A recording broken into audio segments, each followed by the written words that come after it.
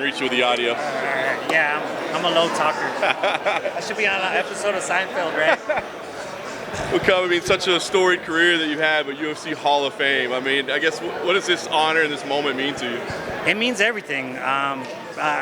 From the very beginning, I just wanted to be exciting. You know, I keep saying, like, I still remember sitting broke in my apartment, ready to go to the gym, not having motivation, watching like Raymond Decker, Vanderlei Silva, and Shogun, and Crow Cop, and Vitor Belfort, you know, like watching highlights of these guys and going like, that gave me the motivation. And then to come full circle where now these younger guys have been telling me for years, like, I've been watching you for a long time, I mirrored my style after you, I try to be like you. To me, that's like everything I ever wanted, you know, just to like, to inspire the next generation. You know, I never cared about being famous, I never cared about being rich. I just wanted to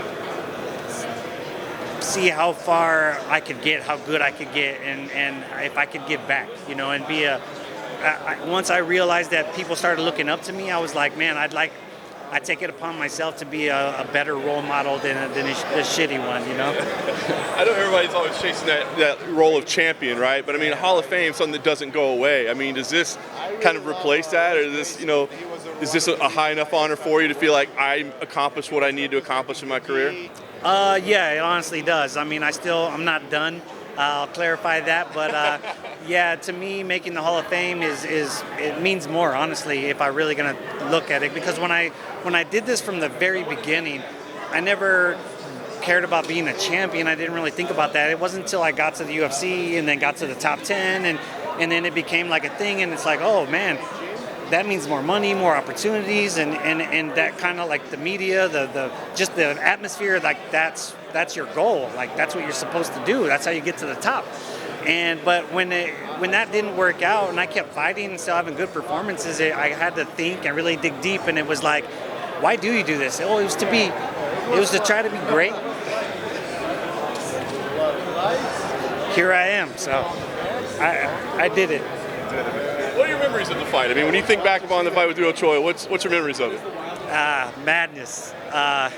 You know, just the fear of the fight, the fear of losing is always driven me, and he was dangerous. I thought I fought a very smart fight. I think I only won that fight because I took a very cerebral approach to that. There's a method to my madness. I knew that it would be a brawl. They were telling me to stick and move, and I go, look, at some point I'm going to brawl this guy, and I'm going to have to, and my goal is to chip away at him and make him a lesser version of himself before he has to fight me. And he had never had to do that because he had been knocking people out in the first round. So I was like, he doesn't know what it's like to go to the end, to dig deep.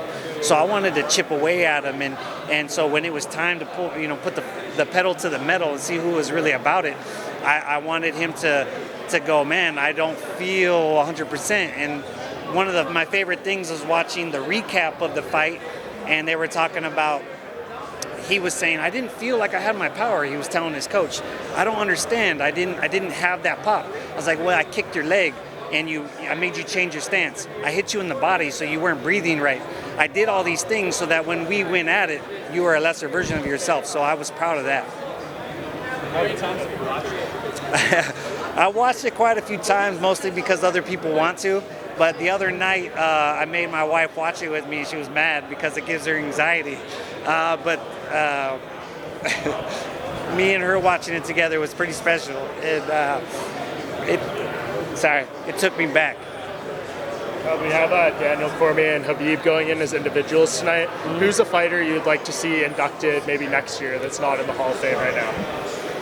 Man, that's hard to say. I can't think of one offhand, man. But I really, I cheer for everybody, and unless there's a couple fighters I don't care for, but in general, I want to see people succeed. I want to see people reach their dreams. So anybody that makes the Hall of Fame, I'm going to be, super happy for them. But it's just offhand, I can't think of anybody at this moment.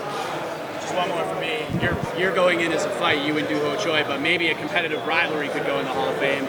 Alexander Volkanovski versus Max Holloway going on Saturday. I'm curious your thoughts on that fight and where this one could go on Saturday. Well, I think we've seen 10 rounds of amazing fighting. The two guys at their peak. I feel like, unfortunately, this fight, they're going to be a little bit more, they both say that they're going to knock each other out, but I just see them both being a little bit more cautious and trying to win.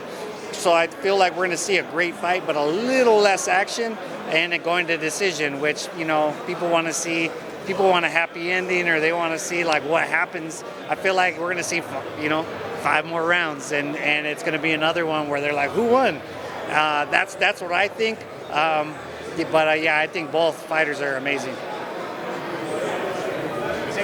Yeah, good. Cool.